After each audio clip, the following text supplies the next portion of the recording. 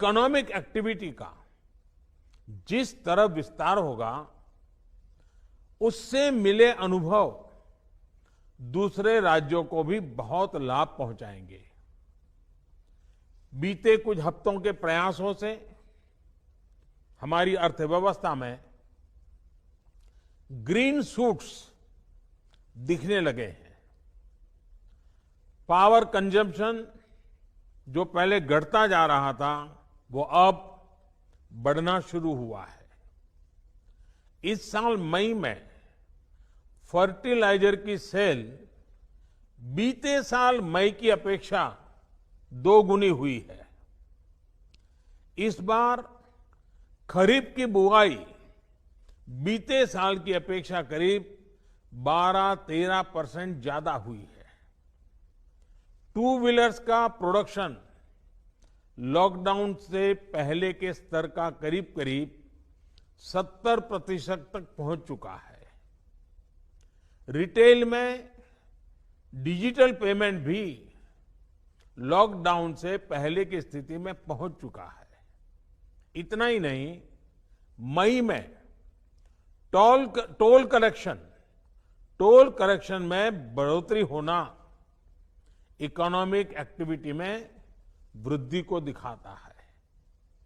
लगातार 3 महीने तक एक्सपोर्ट में कमी के बाद जून में एक्सपोर्ट फिर से बाउंस बैक करके पिछले साल के प्री कोविड पीरियड में पहुंच गया है। ये तमाम संकेत है जो हमें प्रोत्साहित कर रहे हैं, आगे बढ़ने के लिए प्रेरित कर रहे हैं। साथियों, आप में से अधिकतर राज्यों में एग्रीकल्चर, हॉर्टिकल्चर, फिशरीज और एमएसएमईज का हिस्सा बहुत बड़ा है। आत्मनिर्भर भारत अभियान के तहत बीते कुछ दिनों से इन तमाम सेक्टर्स के लिए अनेक प्रावधान किए गए हैं।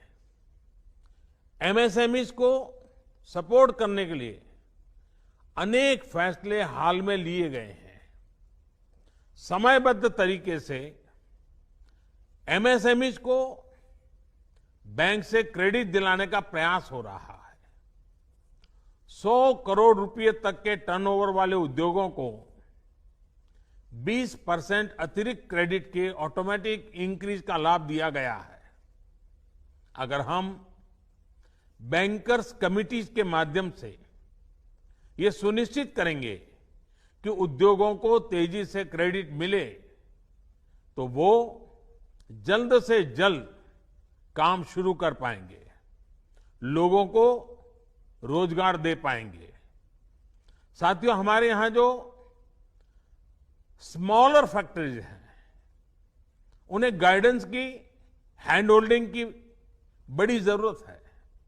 मुझे पता है आपके नेतृत्व में इस दिशा में काफी काम हो रहा है। ट्रेड और इंडस्ट्री अपनी पुरानी रफ्तार पकड़ सकें, इसके लिए वैल्यू चेन्स पर भी हमें मिलकर काम करना होगा।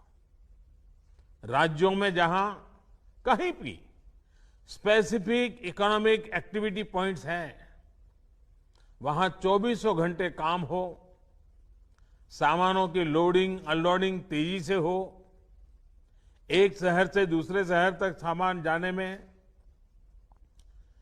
स्थानीय स्तर पर किसी तरह की दिक्कत ना हो, तो इकोनॉमिक एक्टिविटी और तेजी से बढ़ेगी।